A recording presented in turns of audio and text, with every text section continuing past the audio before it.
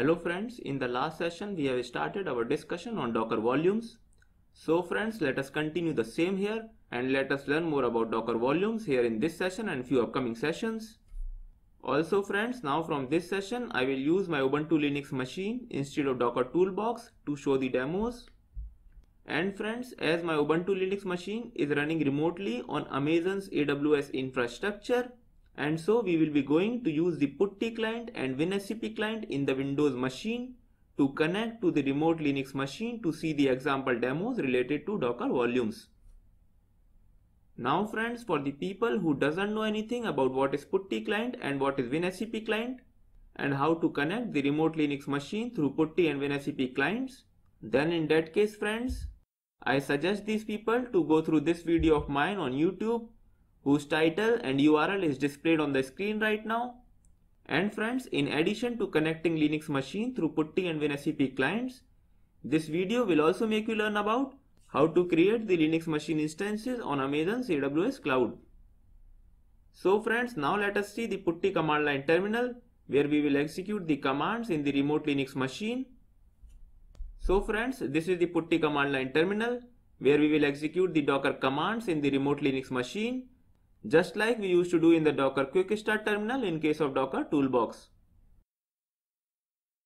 And friends, this is the WinSCP client to see the GUI view or graphical view of the same remote Linux machine. So now friends, first let us go to the PuTTY command line terminal.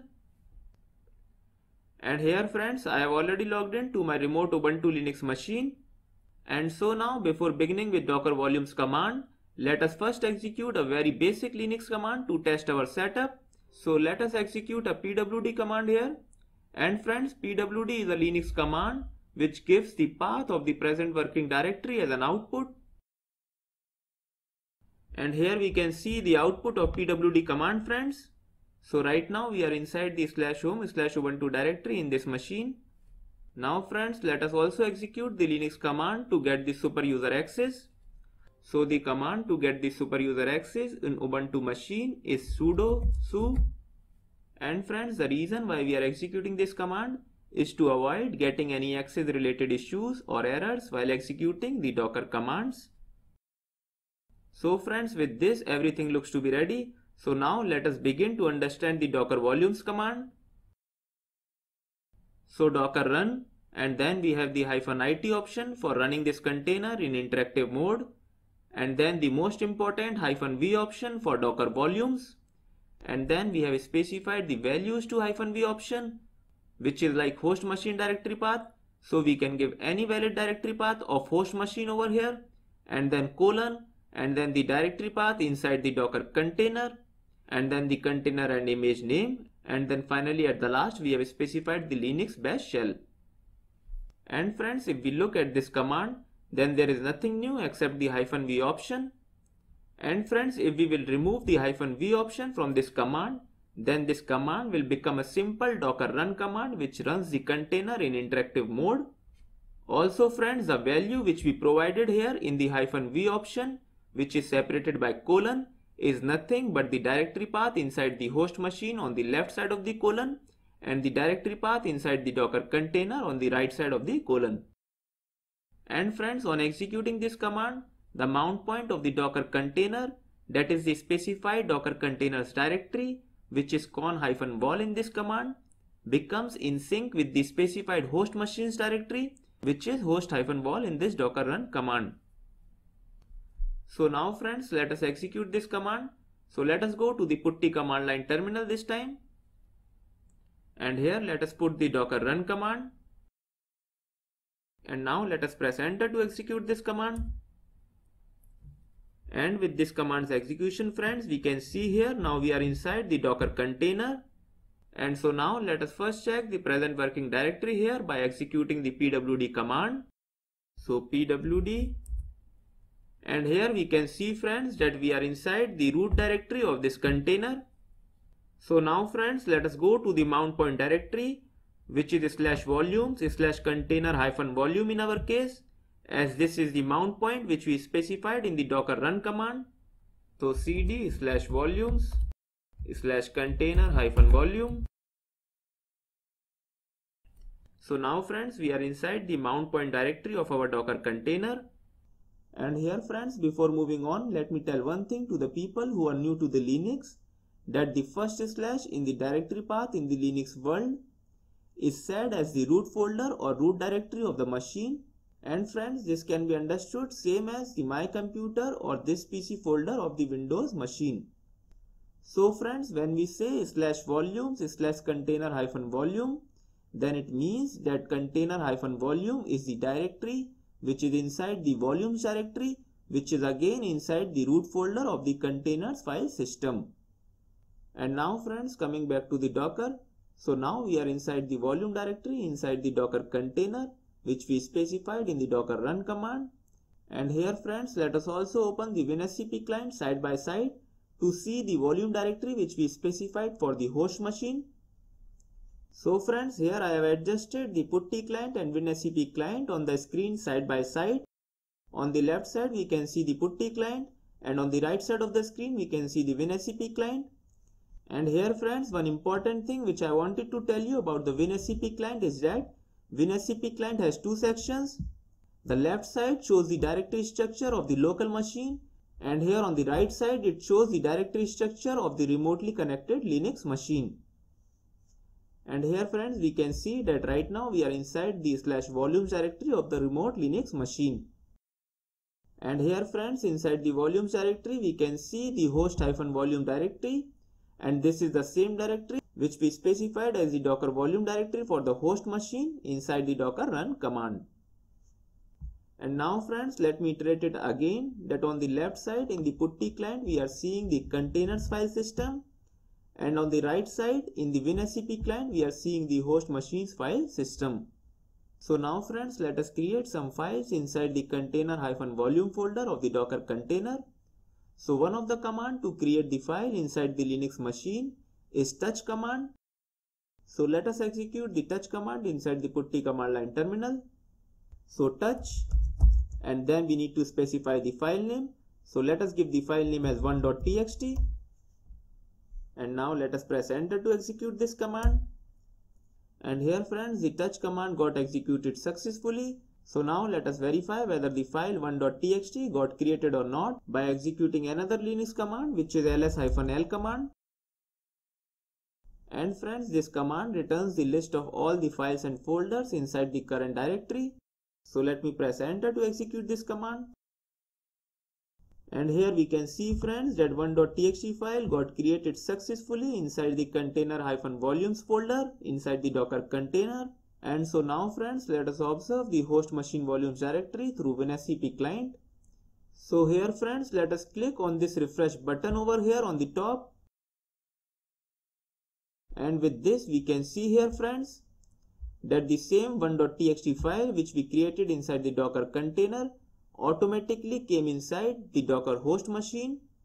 So friends, this means that the Docker volumes mounts the Docker containers volume directory inside the specified host machine's volume directory, and all the data which is generated during the time the Docker container executes gets persisted or saved inside the host machine.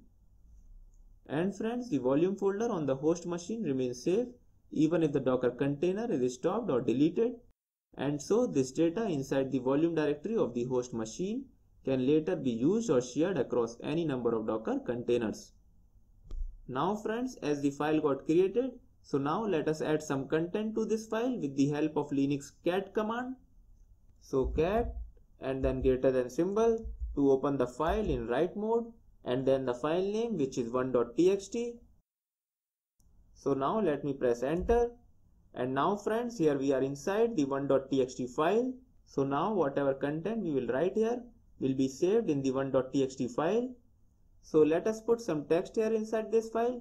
So let me write here as hi, this is 1.txt file. And now friends, to come out of this cat command we need to press Ctrl+D key on the keyboard. So friends, with this we have successfully added the content inside the 1.txt file. And so now let us verify the same by executing the cat command again, but this time without specifying the greater than symbol. So cat and then the file name which is 1.txt in our case. And here we can see friends the output of this cat command as the content of the 1.txt file. And friends, this content is same as what we added in the file few moments back by executing the cat command to open the file in the write mode. So friends, as now we have added the content to this file from the Docker containers file system. And so now let us check the host machine file. So let us open this 1.txt file in WinSCP here. And here we can see the same content friend which we added from the containers file system. So friends, with this we have seen that whenever we modified or updated the containers volume directory, then the changes got reflected automatically inside the host machine's volume directory. So now friends, let us do the same exercise in reverse way. That is, now let us create the folder inside the host machine's directory, and then let us check whether the same is appearing inside the container file system or not. So friends, let us right click here on the right side of the WinSCP client, and then let us click on this new and then directory. And now let us give the directory name as test-directory. And now let us click OK over here. And friends, we can see that we are getting the error message as permission denied. That is, we cannot create the folder inside this directory. And friends, the reason why this error message is appearing is because of the Linux rules of read, write and execute permissions on this host-volume directory. And so to fix this, let us give the right permission to this folder. And for this, let us open a duplicate session of PuTTY client. And so here I am going to the top of the PuTTY client, and then I am clicking the right button of my mouse. And then here we can click on the duplicate session. And now let me log in to the same remote Linux machine. And then here let us go to the volumes directory. So cd and then volumes. And now friends, we need to execute the Linux command to give all the permission to this host-volume folder. So friends, the Linux command for editing the permission of a specified file or directory is sudo chmod 777 and then the directory name, which is host-volume in our case. So let us press enter to execute this command. So friends, this command got executed successfully, and so now we got the permission of creating files and directory inside the host-volume directory. So let me close this PuTTY session here.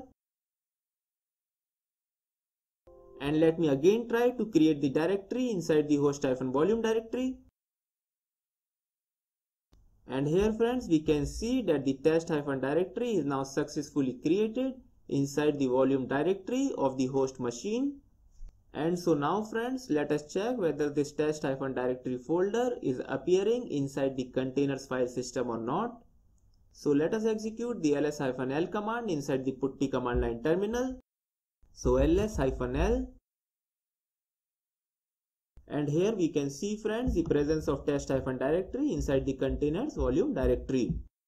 So now friends, let us do one more experiment. And this time let us delete this container and see if we lose the data from the host machine volume directory or not. So let us come out of this container using the exit command. And here let us delete this container with the help of docker rm command. So docker rm and then the container name, which is volcon1 in our case. And so with this friends, the docker container got deleted successfully. So now let us check whether the volumes directory exists inside the host machine or not. So now let me press this refresh button again inside this WinSCP client to see the updated values. And here we can see friends that this folder with all its data still exists inside the host machine. And friends, this is the real benefit of Docker volumes, that the data remains safe inside the host machine even if the Docker container is stopped or deleted. Now friends, let us do the final experiment of today's session. So now let us run a new container using this volume directory on the host machine. So let us execute a similar docker run command which we executed earlier. And here friends, let us only change the container name from volcon1 to volcon2. And friends, because here we are specifying the same host machines directory which we used in the volume container 1, and so all the host machine data will come inside the container-volume directory of this new container at the time of container startup. So let us see the same, friends. So let us press enter to execute this container. And now friends, let us go to the container-volume directory inside this container. So cd/volumes and then container-volume. And now let us execute the ls-l command over here. And here we can see, friends, that the host machine's volume directory data came inside this newly created container. So friends, with this I hope you would have got some understanding on Docker volumes from this session. Now friends, let us stop this session here and let us continue to know more about Docker volumes in the next session by seeing some more practical examples and use cases. So friends, see you in the next session. Till then, take care. Tata. Bye bye.